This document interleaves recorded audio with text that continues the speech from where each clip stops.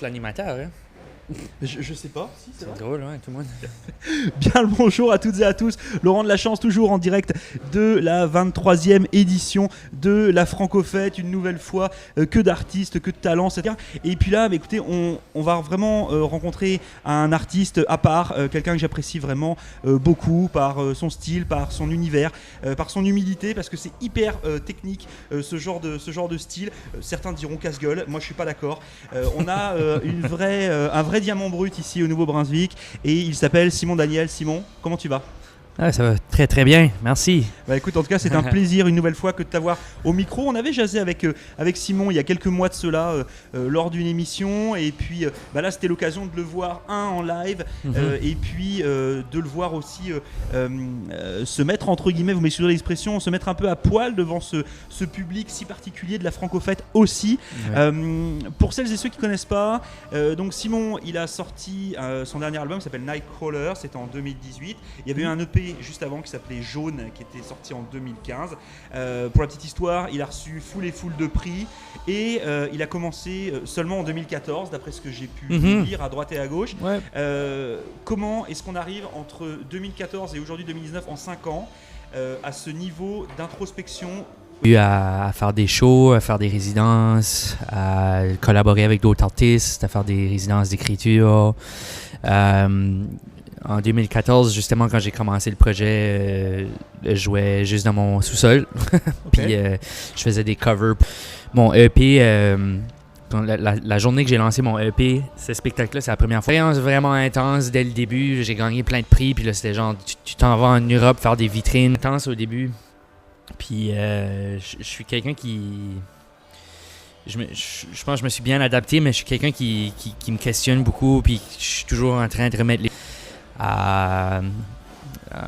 au niveau de la composition, au niveau de... Ça a été, en tout cas, moi je t'ai dit, je suis assez impressionné, justement en l'espace de si peu de temps, que d'arriver à ce niveau dream pop, trip hop, psyché rock. En tout cas, c'est ce qu'on en voit, c'est ce qu'on en lit. Trip hop, moi je suis complètement d'accord.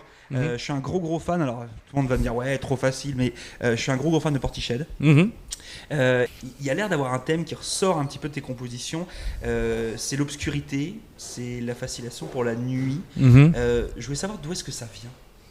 Tu sais, souvent les arts complètement sombres et dark, on n'en est pas là, mais je voulais savoir un petit peu d'où est-ce que ça vient, cette fascination pour ça.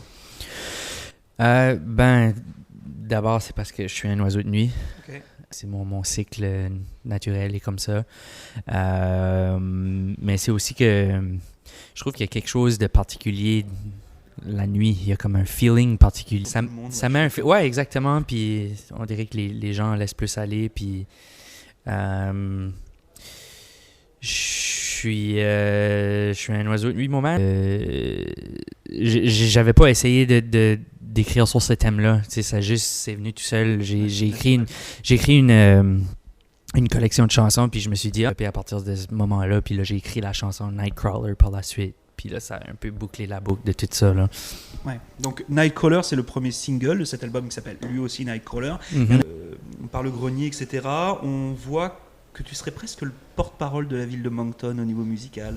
Est-ce que tu as un feeling particulier avec cette ville-là et pourquoi ?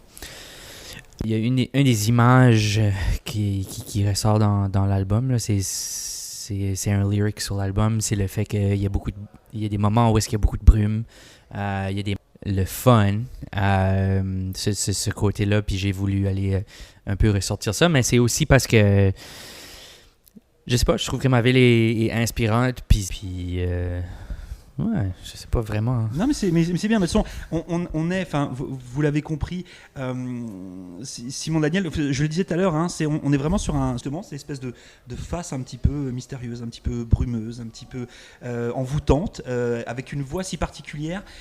C'est pareil. Je voulais te poser la question au niveau de ta voix. Qu'est-ce que je fais en musique là? J'ai jamais pris de cours. Je sais pas lire une partition. Okay. Je suis vraiment. Je suis vraiment autodidacte à 100%. Je sais pas d'où est-ce que ça vient. J'ai découvert à l'âge de genre 16-17 ans que je savais chanter. J'ai fait comme, oh boy, Ça, c'est... nappe au niveau de ses compositions, et je trouve que ta voix en fait partie. C'est-à-dire que c'est une vraie nappe en soi, et tu l'utilises comme telle. Comme un instrument, live, voilà. En live, on a vraiment c'est assez agréable. Mais moi, j'ai beaucoup été influencé par des artistes comme Jeff Buckley, son père aussi, Tim Buckley, Tom York, Patrick Watson. C'est des artistes que, justement, ils utilisent vraiment leur voix comme un instrument. Je viens de cette école-là. Là. Je suis vraiment un gros fan de ces artistes-là. C'est des belles références en soi. Ouais, exactement. Puis aussi au niveau de leurs ambiances musicales, je trouve ça le fun quand la musique a une qualité cinématographique aussi. Là. J'aime ça être capable d'écouter une musique puis de me faire un petit film dans ma tête, là, justement. Puis c'était ça un peu le but avec la composition de cet album. C'est comme une espèce de film derrière, puis de se laisser un petit peu emporté par les rythmes, par la voix, etc. Aujourd'hui, cette vitrine de la Franco-Fête, elle représente quoi pour toi ? Toi qui es le monctonien de l'étape, ça représente quoi pour toi, le fait d'être ici ? C'est un événement qui est vraiment important pour moi. D'abord, en 2015, quand j'ai lancé mon projet, c'est vraiment la Franco-Fête qui m'a mis sur la map. Là. Ça a été comme une étape vraiment importante. Le nouvel album, justement, puis avec la nouvelle formule en trio, ça fait que pour moi, c'est une occasion d'essayer de trouver de l'intérêt pour le projet, essayer de développer plus loin, trouver des nouvelles collaborations. Il y a des diffuseurs européens qui sont là. Tu sais, c'est sûr que c'est un marché que je vise aussi, l'Europe. Ça fait que c'est un super bel événement pour ça. Puis c'est le fun qu'il y a autant d'intérêt dans les autres. Et c'est vrai que je pense qu'il y a plein de choses. Et ce que je vous disais tout à l'heure, hein, c'est-à-dire que, et d'ailleurs c'est ce qu'on se dit déjà depuis certains temps, chers auditeurs, chers auditrices, mais l'Acadie n'est pas qu'une terre de country acadienne. Hein, non. Il en faut, parce que ça fait partie de l'héritage, on va dire ça comme ça. Oui. Mais quand je vois la foule d'artistes là qui sont passés cet après-midi, je vais pas vous mentir, il n'y en a pas un qui fait de la country acadienne. Alors je sais pas, c'est la vitrine acadienne, est-ce que c'est un signe ? Est-ce que 2019 c'est peut-être l'année justement d'une espèce de un petit peu de renouveau, de mettre en avant des artistes qui ne font pas de la country acadienne. En tout cas moi c'est un petit peu comme ça que je le vois, parce que l'année dernière c'était un peu plus lisse on va dire, et là je trouve que c'est beaucoup plus travaillé. Je trouve que les artistes sont hyper professionnels, et c'est le cas justement de Simon. Je te laisse le mot de la fin, comme ça, allez, bim. Et c'est même pas préparé, hein, donc on y va comme ça. Mot de la fin, Simon Daniel. Mot de la fin. Oh yeah. Mot de la fin. Tu vas-tu éditer ceci? Vas-y. T'as pas le droit d'utiliser les F-words, c'est tout ce qu'on m'a demandé. Ah, ok. Ben écoute, si vous avez une curiosité pour le projet, vous aimez de la musique, si vous êtes mélomane, vous aimez les musiques qui ont du mood, je vous invite de les checker ma page Facebook, Simon Daniel Musique, /Simon Daniel Musique sur Facebook ou sur Instagram. Il va y avoir un vidéoclip qui va dropper bientôt aussi. C'est pas mal ça, man. Ouais, puis moi je vais en rajouter une couche parce que je suis un fan, vous l'avez compris.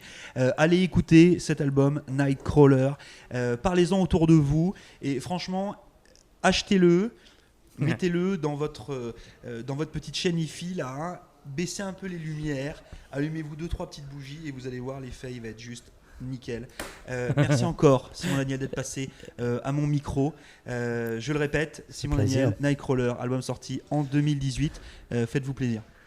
Merci. Merci beaucoup.